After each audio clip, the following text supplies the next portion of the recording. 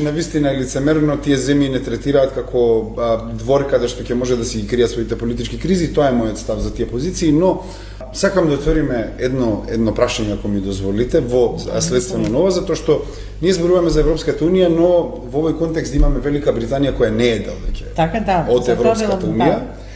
Меѓутоа Европската унија веќе тоа прашање го но јас би сакал да поставам едно малку поголемо прашање кое е сврзано со нашите постапки, како ќе постапиме во однос на мигрантските кампови. Значи ние моментално имаме влада на ВМРО ДПМН која има интересна позиција во надворешната политика, која не е типична за надворешната политика која сме имале досега. И јас искрено од појдовна точка на премиер кој се најде во тој контекст, јас мислам и дека ја разбирам таа позиција која ја поставивме како надворешно политички курс, а тоа е позицијата, веројатно премиерот сосети дека тој е премиер на НАТО земја, не е премиер на на земја во Европската унија и нормално пробавме да се зближиме повеќе со надворешно политичкиот курс на САД, на Велика Британија и така натаму. Но иако логично, јас ја разбирам логиката, сепак времето ќе покаже дека тоа ќе биде многу проблематично, затоа што ќе ми дозволите да спомнеме нешто кое е многу битно, кое во македонскиот дискурс уште не е спомнато 4-5 дена, а е најголемиот настан во трансатлантските односи во последните 60 години. На 6 декември, тоест петокот пред, така нешто, 5-6 декември, излезе Националната стратегија за безбедност на САД, која се разликува толку многу драстично од сите национални стратегии од времето на Ајзенхауер, тоест од времето после Втората светска војна. Таа национална стратегија е документ кој го носи секоја администрација и стално има некој континуитет, но овој документ кој го донесе и мораме ова да го искоментираме затоа што САД е наш стратешки партнер апсолутно и ќе влие ова на нашите позиции, посебно затоа што нашите представници во Генералното собрание сега гласаат надвор од кампот на гласањето на Брисел, например. Значи, ја одвојуваме надворешната политика од Европската унија кон САД. Овој национална стратегија за безбедност има многу проблематични работи во поглед на односот кон европските земји.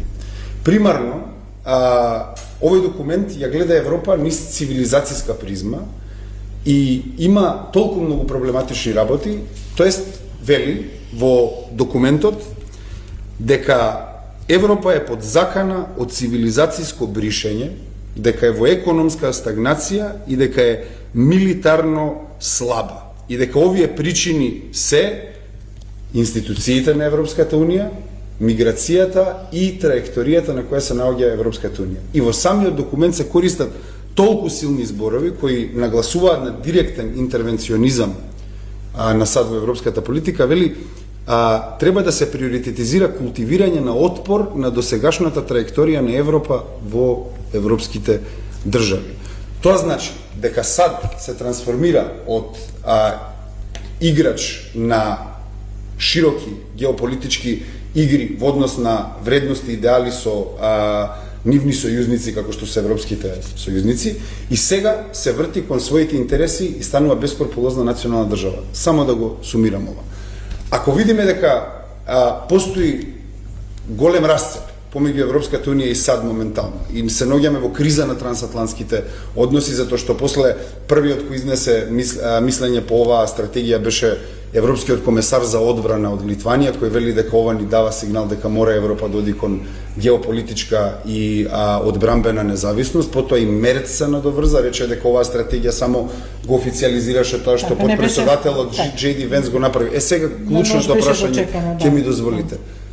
Дали е опасно тоа што нашата политика се одвојува од Брисел? Ние гледаме дека како владата да признава дека нема да може да ги испорача реформите за да стапиме во позиција за преговори со Европската унија и колку е опасно да застанеме на страната на САД кој се дистанцира од Европа, а ние сме зависни економски и дипломатски од Европа. Тоа се големи прашања за нашата надворешно политички курс кој ќе мораме да ги одговориме бидејќи се наоѓаме во историски значајни денови за трансатлантските односи.